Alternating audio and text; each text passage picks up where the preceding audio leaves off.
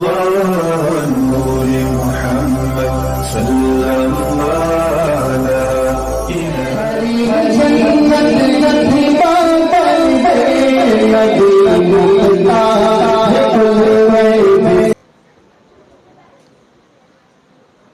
افراد کو یہ توفیق عطا فرمائی کہ قوم کے نونہالوں کو زیور علم و ادب سے آراستہ کیا جائے اور ان مکاتب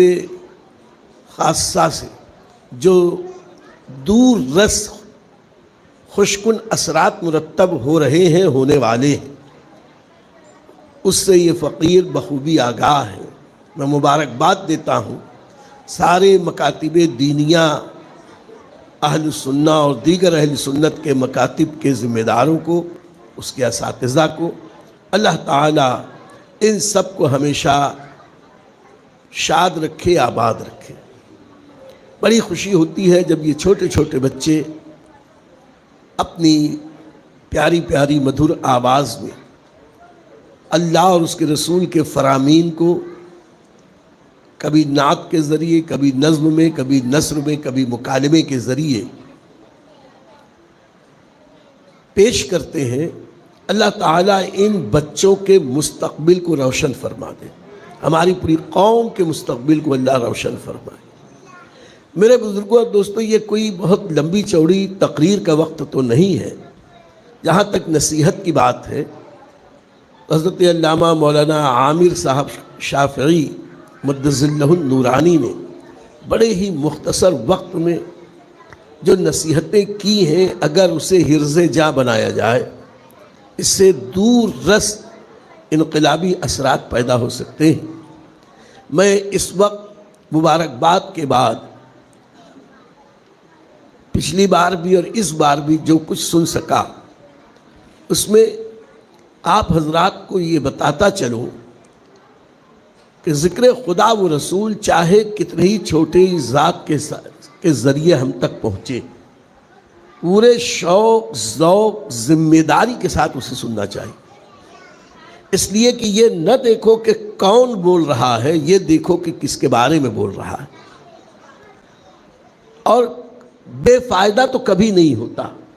اللہ اور رسول کے ذکر کو سننا۔ میں اپنی بات بتاؤں، آج جن دو بچوں نے مکالمہ کیا اور اس میں جو سوال جواب ایک دوسرے سے کیے، دونوں عامر تھے، ان کو بھی اس فقیر نے بغور سنا، اور آپ کو سن کر خوشی ہوگی یا مجھے بالکل شرمندگی نہیں اس بات کے بتانے میں کہ ان کی باتیں یا ان کے مکالمے کو سن کر خود مجھ کو ایک نئی بات کا انکشاف ہوا۔ مجھے ایسا نہیں کہ وہ بات مجھے پہلے پتہ نہیں تھی، وہ واقعہ تو معلوم تھا، لیکن اس واقعے کے اندر کیا سبق پوشیدہ ہے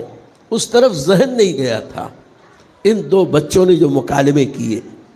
اب وہ مسئلہ یہ تھا کہ عام طور پر ایک گمراہ طبقہ ہم اہل سنت سے یہ کہتا ہے کہ جب نبی کریم صلی اللہ علیہ وسلم کی ولادت بھی 12 ربیع الاول شریف اور وصال مبارک بھی 12 ربیع الاول شریف، تو پھر تم وفات اقدس کے دن خوشیاں کیوں مناتے ہو؟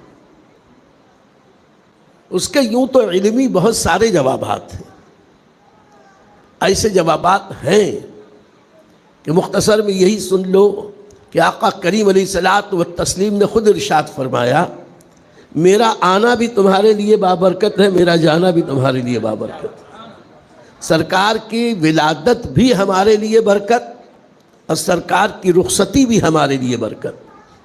تو برکت پر خوشی نہ منائی جائے تو کیا منائی جائے؟ اور آقا کریم علیہ الصلوۃ والتسلیم کے اس دنیا سے بظاہر تشریف لے جانے کے جو فوائد ہیں، کرم ہیں، ورنہ اگر سرکار صلی اللہ علیہ وسلم کو اللہ اپنی قدرت کاملہ سے قیامت تک کے لیے یہاں ظاہری طور پر حیات رکھتا، جو اللہ کے لیے ناممکن نہیں، مشکل نہیں، تو ہم سب کی ذمہ داریاں کتنی بڑھ جاتی یہ آپ سوچ کے پریشان ہو جائیں۔ دوسری بات یہ کہ جوابات اس کے علاوہ بھی بہت سارے ہیں، لیکن جواب جتنا مختصر ہو اور جتنا مسکت ہو، سامنے والے کو خاموش کر دے۔ انہوں نے وہ روایت جو بہت مشہور ہے، عام لوگوں کو پتہ ہے، خود مجھے بھی پتہ، اس طرف کبھی ذہن نہیں گیا، کہ حضرت آدم علیہ السلام کی ولادت بھی جمعہ کے دن اور حضرت آدم علیہ السلام کا وصال مبارک بھی جمعہ کے دن۔ اور جب وصال اور ولادت دونوں جمعہ کے دن ہیں،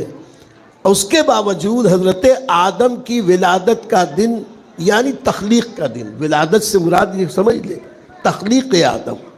تو حضرت آدم کی تخلیق کا دن بھی جمعہ اور حضرت آدم کے وصال اقدس کا دن بھی جمعہ، دونوں ایک ہی دن ہونے کے بعد جب ایک بار تخلیق فرما ہونے کی وجہ سے سال میں 52 بار عید المومنین کی شکل میں عید جمعہ ہم منائے جائز ہے، تو بلا شبہ رسول پاک صلی اللہ علیہ وسلم کی تاریخ ولادت اور تاریخ وصال اگرچہ ایک ہے، یقیناً اس دن خوشیاں منانا جائز ہے۔ اور ویسے بھی آقا علیہ السلام ان لوگوں کے منہ پر تالا لگانے کے لیے اپنے ظاہری حیات ہی میں فرما چکے تھے کہ میری شریعت میں 3 دن سے زیادہ سوگ منانا جائز نہیں۔ جب 3 دن سے زیادہ سوگ منانا جائز نہیں اور خوشیاں منانے کے لیے کوئی وقت متعین نہیں، الحمدللہ ہم اہل سنت بزرگان دین حضرات صحابہ رضوان اللہ تعالی علیہم اجمعین سے لے کر ہمارے اکابرین اساتذہ تک ہم سب کے سنتوں پر عمل کرتے ہوئے نبی کی آمد پر خوشی مناتے ہیں۔ اب یہاں یہ بھی سنتے چلے، آپ ابھی دیکھیں گے کہ بچوں نے جو اپنی محنتوں کا مظاہرہ کیا اس پر ابھی ایک ایک بچے کا نام لے کے انعام دیا جائے گا۔ تو جن لوگوں کو بدعت کا بخار ہوتا ہے، ممکن ہے وہ یہ کہیں کہ صحابہ نے کبھی ایسے انعامی مقابلہ رکھا تھا، کہ صحابہ نے بھی کبھی انعام دیا تھا۔ اگرچہ یہ بدعت وہ خود بھی کرتے ہیں، ہم سے بڑے بدعتی ہیں، لیکن ہم الحمدللہ ہم رضا والے، اعلیٰ حضرت عظیم البرکت کے ماننے والے، ہم اہل سنت، ہم غوث کے ماننے والے، ہم خواجہ کے ماننے والے، ہم صحابہ کے ماننے والے، ہم اہل بیت کے غلام بحمدہ تبارک و تعالی اپنی نجی ذاتی 1000 کمیوں کے باوجود اجتماعی طور پر جو کام کرتے ہیں، ہمارے علماء نے اسی کا حکم دیا جس کی اصل قرآن اور سنت میں ہے۔ اب جہاں تک کہ مقابلہ آرائی کی بات ہے، تو دیکھیں کہ نبی کریم صلی اللہ تعالیٰ علیہ وسلم کے ظاہری دور حیات میں آقا علیہ السلام نے اپنے غلاموں کے درمیان مسابقت اور مقابلہ کروایا۔ حضور صلی اللہ علیہ وسلم مدینہ امینہ تشریف لانے کے بعد اکثر گھڑ دوڑ کا مقابلہ کرواتے تھے، اور یہ مقابلے بھی باقاعدہ ٹیم بنا کر ہوتے تھے۔ یہ چھوٹے کم عمر لوگوں کی ٹیم، یہ زیادہ عمر کی ٹیم، جو کم عمر کے بچے گھڑ دوڑ کا مقابلہ کرتے تھے ان کی مسافت کم ہوتی، مسجد سبق سے مسجد بنی دینار تک، بس اتنی دور میں یہ مقابلہ ہوتا۔ کبھی مدینے میں آپ کا ہمارا حسن اتفاق آمنا سامنا ہو جائے، موقع ملے تو ہم بتا دیں گے کہ مسجد سبق کہاں تھی اور مسجد بنی دینار کہاں تھی۔ افسوس اس کا ہے کہ سعودی حکومت نے مسجد سبق بھی توڑ کے ویران کر دی اور مسجد بنی دینار کا بھی وجود ختم ہو گیا۔ پتہ نہیں کیسے یہ توحید کے علم بردار ہیں کہ اللہ کے گھر مسجدوں کو ویران کر رہے ہیں، توڑ کے سڑک اور بلڈنگیں بنا رہے ہیں۔ اللہ رحم فرمائے۔ خیر، حضور صلی اللہ علیہ وسلم جو بڑی گھڑ دوڑ فرماتے تھے، وہ مسجد بنی دینار سے اس جنگل تک جسے غابہ کا جنگل کہتے ہیں، غابہ کا جنگل، اتنی لمبی مسافت میں گھڑ دوڑ فرماتے تھے، اور جو صحابی جیت جاتے تھے نبی کریم صلی اللہ علیہ وسلم انہیں انعام میں تیر عطا فرماتے تھے۔ پتہ چلا مسابقت کرنا، مقابلہ کرانا بدعت نہیں، سنت ہے۔ اور یہ بھی پتہ چلا کہ اس پہ جو انعام دیا جاتا ہے یہ انعام بھی بدعت نہیں، سنت رسول صلی اللہ علیہ وسلم۔ اسی میں یہ بھی پتہ چلا کہ یہ عزیزی ٹیم، یہ مجیبی ٹیم، یہ برکاتی گروپ، یہ بغدادی، یہ اجمیری گروپ، یہ مکی اور مدنی گروپ، یہ گروپ بنانا تفرقہ بازی نہیں ہے، یہ بھی سنت رسول کی طرح مختلف گروپ میں تقسیم کر کے ایک اچھا جذبہ بچوں میں پیدا کرنا ہے، مسابقت کا جذبہ، آگے بڑھنے کا جذبہ، اور جس چیز سے بچوں میں، ہماری آنے والی نسلوں میں دینی شعور بیدار ہو، یقیناً وہ بہتر، احسن اور انسب ہوا کرتا۔ اور یہی ایک موقع نہیں تھا کہ مقابلہ کرایا گیا، بلکہ یاد کرو کہ ایک جنگ میں جب سرکار ابد قرار علیہ الصلوۃ والتسلیم نے شرکت کے لیے صحابہ کرام میں انتخاب کرنا شروع کیا، آپ چلیں آپ چلیں آپ چلیں، اس میں دو ایسے تھے جو کم عمری کی وجہ سے جنہیں نبی کریم صلی اللہ علیہ وسلم نے روک دیا، کہا کہ ابھی تم لوگ چھوٹے ہو، جہاد فرض نہیں، تم مت جاؤ۔ انہی میں ایک صاحب ایسے بھی تھے جو ذرا پستہ قد تھے، تو پنجوں کے بل ذرا کھڑے ہو گئے۔ اب پنجوں کے بل جب کھڑے ہوئے تو ذرا سا قد چند انچ اونچا ہو گیا۔ ان کا یہ ذوق، یہ شوق، یہ جذبہ شہادت، جذبہ خدمت اسلام دیکھ کر آقا علیہ الصلوۃ والسلام نے انہیں اجازت دے دی کہ اچھا آپ چلیے۔ تو دوسرے ایک صحابی تھے جو اگرچہ قد ان کا پہلے والے سے کم تھا، لیکن آقا کریم کی بارگاہ میں اپنا جذبہ شہادت پیش کرتے ہوئے عرض کی، یا رسول اللہ صلی اللہ علیہ وسلم، جب آپ نے انہیں اجازت دے دی ہے تو مجھے بھی اجازت عطا فرمائیں۔ وہ جانتے تھے کہ آقا علیہ السلام نے جو فیصلہ ایک بار کر دیا، اب ان کی معزولی کا تو کوئی سوال نہیں پیدا ہوتا۔ اس لیے کہا کہ یہ تو خوش نصیب ہیں، آپ نے ان کا انتخاب کیا، میرا بھی انتخاب فرما لے۔ آقا علیہ السلام نے فرمایا ابھی تم چھوٹے ہو، رک جاؤ۔ تو انہوں نے عرض کیا رسول اللہ صلی اللہ علیہ وسلم، میری ان کے ساتھ کشتی کروا دو، اگر کشتی میں میں انہیں پچھاڑ دوں تو مجھے بھی اجازت دے دیں۔ آقا علیہ السلام نے اس وقت کشتی کا بھی مقابلہ کروایا۔ پتہ چلا کہ قوم کے اندر صالح جذبات پیدا کرنے کے لیے اگر مقابلہ ہو تو یہ ناجائز اور حرام نہیں۔ اور یہ تو اپنی جگہ، جب مقابلے کی بات آ ہی گئی تو خوش طبعی کے لیے،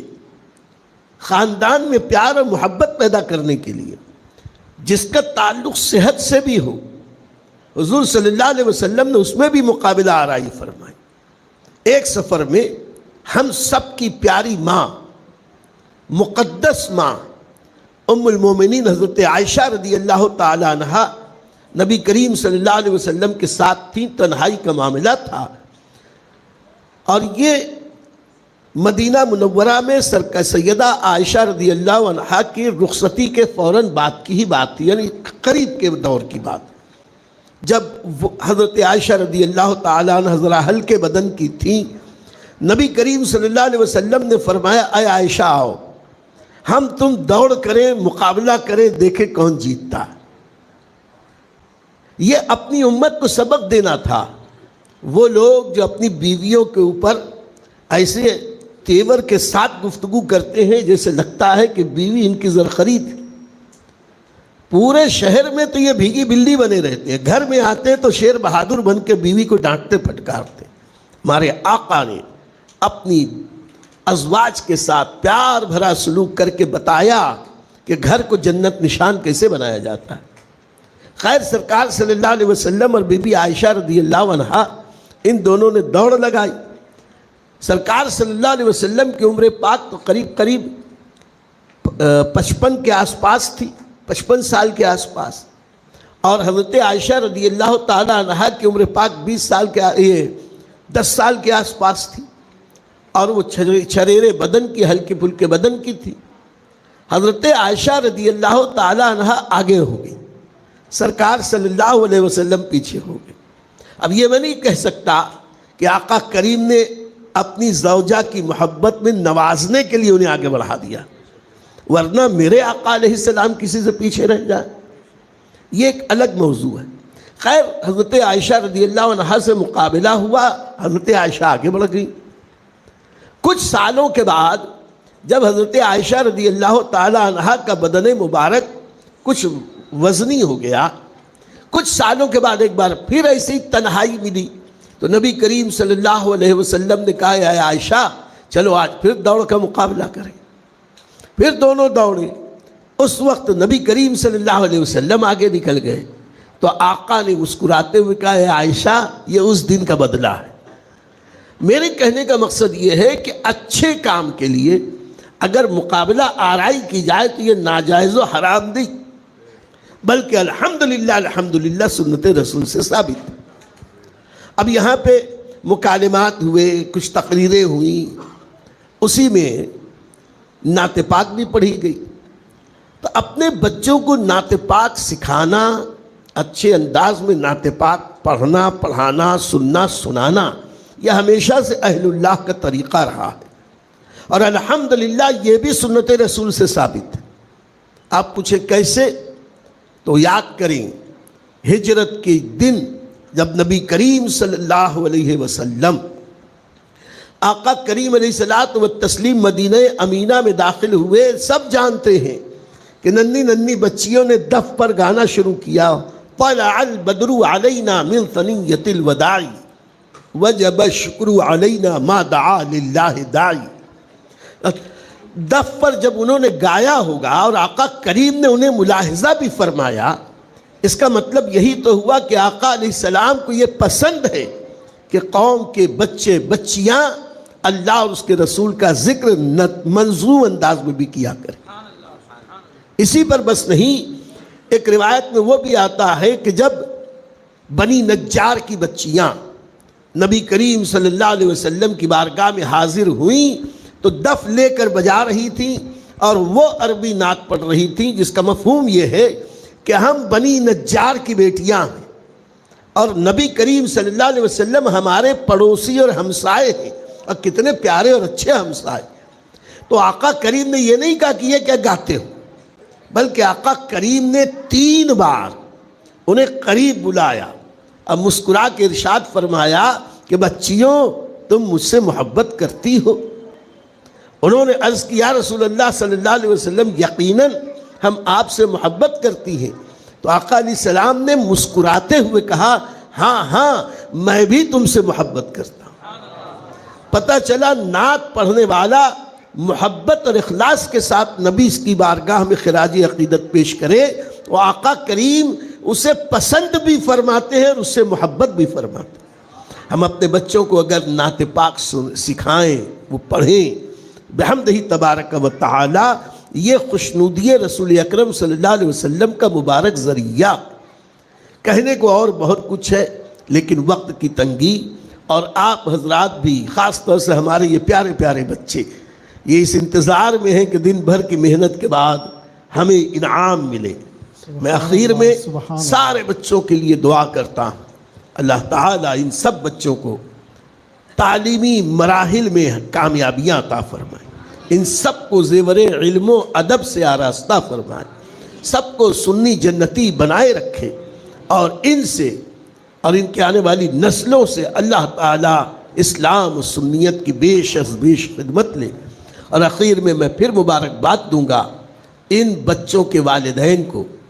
ان مکاتب کے ذمہ داروں کو جو دامے درمے قلمے قدمے سخنے پیسہ بھی خرچ کر کے ان بچوں کی تعلیم کے لیے اتنے حسین انتظام فرمائے ہیں، خاص طور سے ان کے اساتذہ کرام، خصوصاً مکاتب کے اس منظم نظام کے روح رواں حضرت علامہ مولانا عامر شاہ صاحب قبلہ شافعی مدظ اللہ العالی، اللہ ان کے اور سارے اساتذہ کے علم میں، عمل میں، جمال میں، کمال میں، عزت میں، اقبال میں ہر طرح اضافہ فرمائے۔ وآخر دعوانا ان الحمدللہ رب العالمین۔ سبحان ہمارے ملت چینل پر تو اسے آپ ایک لائک دے دیجئے، ایک لائک کا ایک نشان ہوتا ہے نیچے کی طرف، تو جب آپ لائک کریں گے تو یوٹیوب جو ہے اور آگے اس بیان کو فارورڈ کرتا ہے، جو پوری دنیا میں الحمدللہ پوری دنیا کے مسلمان اس پروگرام کو دیکھ رہے ہیں، تو آپ چاہتے ہیں کہ اس عظیم نیکی میں آپ شریک ہو، حضور خطیب برقاتی خلیفہ محدث کبیر حضرت علامہ وقار احمد رضوی صاحب قبلہ کے ملفوظات سے ہم ہمارے قلوب کو منور کر رہے ہیں، تو ان سنہری باتوں کو، ان قیمتی باتوں کو پوری دنیا میں پہنچانے کے لیے آپ ہماری مدد کریں۔ آپ لائک ضرور کریں اور کمنٹ کریں گے تو اور بھی زیادہ بہتر بات ہوگی، تاکہ دنیا کے اور بھی دوسرے ہمارے جو اسلامی بھائی مسلمان ہیں ان تک یہ پروگرام پہنچے۔ تو صرف کچھ نہیں تو کم سے کم آپ ایک لائک